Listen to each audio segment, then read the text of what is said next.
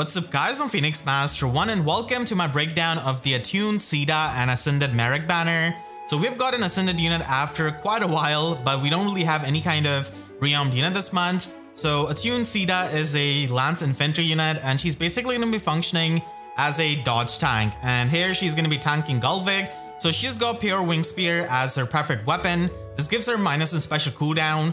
So she can run Godlike Reflexes as a 2 cooldown special and then loop it with the Plet skill that she comes with, and she also has the effective damage against armored and cavalry foes, which is helpful for just easily killing them. But even then, they're going to be having quite a bit of damage reduction, and instead of turn, if she's within 2 spaces of an ally, then she can give herself and the allies in 2 spaces the +6 attack and speed buff and also the order status. So order status is pretty much that you get from air orders, ground orders, and also from peony stands. So this is going to be enabling better movement for your team. And then if she's within 3 spaces of an ally, then she's able to get +X to all of her stats. And this is going to be dependent on the number of allies in 3 spaces, multiplied by 3 and then added by 5. So this can go up to 14. So she's able to get 14 to all of her stats, which is good for tanking. And then she also gets the damage reduction piercing on the enemy by 50%. So this is helpful because she's not going to be able to run physical null follow-up or tempo 4 skill in her slot B. So having this native damage reduction piercing is good in this weapon. And then she also gets 30% damage reduction in the combat, which is going to be pierceable. And then finally, she's able to heal up the HP in the combat depending on her foe. So if she's facing an armor or cavalier, then she heals up 14 HP per hit. And if she's facing any kind of infantry or flying unit, then she heals up 7 HP per hit. So this kind of healing is going to be good for the self-sustain, especially because of all of the pre-combat damage that we have got nowadays. And then she has got Luna, and we have a new distant counter skill in D bonus doubler. So this is going to be trading away the +4 stats of bonus doubler 4 and pretty much giving you bonus doubler effect like the bonus doubler 4 skill. So this is going to be taking in the buffs that you have on yourself and the allies in 2 spaces. So even if you face any kind of enemy with a lull skill, you're still going to be able to count the visible buffs on your ally units in 2 spaces, and being able to get distant counter is good. So if you don't really want to run prime skill, then you can run this as the distant counter slot A skill and also get bonus doubler at the same time, especially with units like Peony who can buff up all of these stats. So it can be used on a lot of tanks. And then she is going to be having her exclusive slot B skill in Believe in Love. So she's questioning her belief in love after seeing female Lear engaging with Marth in Heroes and also in Engage. So this skill is going to be having the Phantom Speed +7 built in, and also inflicts -5 debuff on foes' attack speed and defense in the combat. And she has got the Spectrum Unity built in this weapon. So she takes a bit of inspiration from Legendary Marth, but still Grand Strategy stat stacking is not really as good as it used to be before with Legendary Male Robin, because we do have the Ploy skill.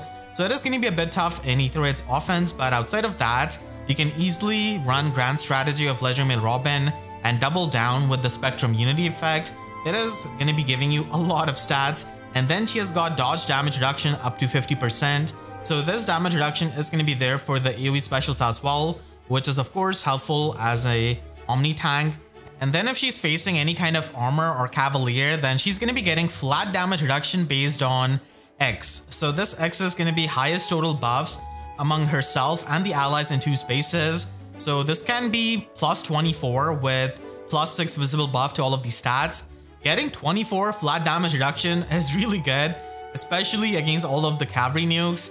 And if she's facing any kind of flyer or infantry unit, then this is going to be 40% of X. So this is going to be 9 flat damage reduction even against infantry and flying units. I kind of wish that she got Null Counter Disrupt built in this weapon, because that's pretty much what she's missing. She's still going to be very susceptible to Duo Leon, who does a bajillion damage with his pre-combat damage and then has got the sweep effect, which Caeda doesn't really have anything against. So unless we get some kind of Null Counter Disrupt Sacred Seal or Tune skill, Caeda is still going to be struggling to Omni tank in Aether Raids offense specifically. Still, against a lot of the other threats, she's going to be able to tank because of having all of the things that she has got. And she does have Defense Res Pledge, so she can fully buff herself up with her weapon and this Pledge skill. And the Special Charges status is going to be good for looping Godlike Reflexes. And then she has got Guard Echo, which is a better guard skill that also gives you a bit of damage reduction. So if your HP is at or above 25%, then you can inflict the guard effect on the foe in the combat, and you also get 20% damage reduction on foes' first attacks, including the brave hits. So 20% damage reduction is not the biggest deal right now because we have so much damage reduction piercing, and there's also a lot of null guard. So a lot of times this guard echo skill is going to be rendered useless, but still it's a good attuned skill to have on many of the tanks that just want to get the guard effect and run something else in their slot A and slot B. So overall, Attuned Caeda is a pretty good Omni tank with the flat damage reduction and the dodge damage reduction that she can stack up, and she also has the Spectrum Unity effect, but unfortunately she is going to be struggling against Dual Leon, who is just everywhere in like Aether Raids offense, in Summoner Duels. She can work as an Omni tank and tank the other units, but you always have to watch out for Dual Leon, and she doesn't really have any kind of answer to the sweep effect, so that is also going to be troublesome as an Omni tank. She can also work in Summoner Duels as a raid boss because of the Spectrum Unity effect, but again, gotta watch out for Dual Leon. And then we've got other units from this banner which are going to be in the regular pool. So we've got Yuliya as the 4-star focus unit. So she's going to be bringing a non-seasonal version of Seaside Parasol, which is a decent staff if you can early get Arcane Charmer from Rearmed Hortensia. So this is going to be inflicting the guard effect on the nearest foes, and you also get attack and speed in combat and debuff the foe's resistance depending on the number of bonus status and penalty status active on foe. She does bring speed resistance finish 3 as well, so if you're looking to fodder off your Ascended Young Tiki, then I guess she could be helpful. Unfortunately, she's not really going to be standing out too much. I mean, she does have the speed at base 46 and resistance, which she could use maybe at max investment for deploying, but again, there's just a lot of competition when it comes to the healers, so not going to be standing out too much as a unit, unfortunately. She does have some decent fodder, like I said, and if you have Arcane Charmer, then she could be a modern healer that you can try and build up, and if she had a bit more resistance, that would have been good, but she's not really all that min-maxed. And then we've got Arlen as the colorless infantry mage, so he's going to be there as a bulky physical mage, which is not really all that common. A lot of mages do have a lot more resistance than defense. So here we can see his stats, and then he has got Light Burst Tome as the preferred weapon. This gives him minus in special cooldown, and at sort of turn, he's able to give himself and the allies in 2 spaces the +6 attack speed and defense buff, and also the unhindered movement status that we have seen before with Nabata Gren and also on Kadean Lind. So he's going to be helpful to a lot of cavalry units in getting past the trench tiles, and for the infantry units, they're going to be able to get past the tree tiles, and he himself can do it. So he can be a decent support unit because of it, but a lot of times in Summoner Duels, you're probably going to be using Kadean Lind over Arlen because she is a cavalier and can actually have better mobility if you're going to be ignoring the trenches. And then at start of combat, if his HP is at or above 25%, then he's able to get the special jump +1 on the first attack of his. So the special jumping is like Rally Spectrum, and that's why I've used this icon so that you can get the idea of what it does. So if you have a damaging special, then you're going to be getting the special jumping, which is definitely good for triggering specials easily. And then he's also able to inflict -X attack speed and resistance on the foe in the combat, depending on 16 minus the maximum special cooldown count of theirs multiplied by 2. And then he gets 30% damage reduction on foe's first attack, and also gets the damage reflection. So he's going to be doing true damage equal to the total damage reduced by any source. So you can stack this up with Guard Echo Scale or Guard or Null Counter Disrupt in the slot B and stack up the damage reduction so that you're able to reflect a lot more damage back. And then finally he heals up 7 HP after the combat.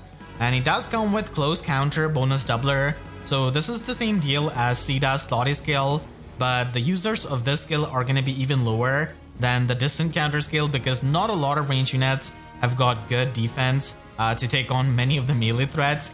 So that's going to be helpful with the visible buffs that he can give himself and also to his allies. And he also has attack resistance tempo 4, so he's going to be getting that damage reduction piercing and also the tempo effect. So he's going to be functioning as a unique infantry mage who has got a lot more defense, and he is going to be able to give out decent support with the unhindered movement status.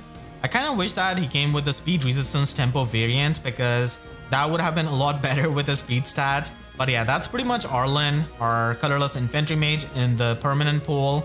And then we have got an Ascended unit after quite a while, an Ascended Merric. So no rearmed unit this month. I was kind of expecting maybe another Arcane Sword or Arcane Lance. So here is Merric as a green Mage Cavalier, and he's going to be nuking pretty hard in Aether Raids defense on the Cav lines and on Flyer lines.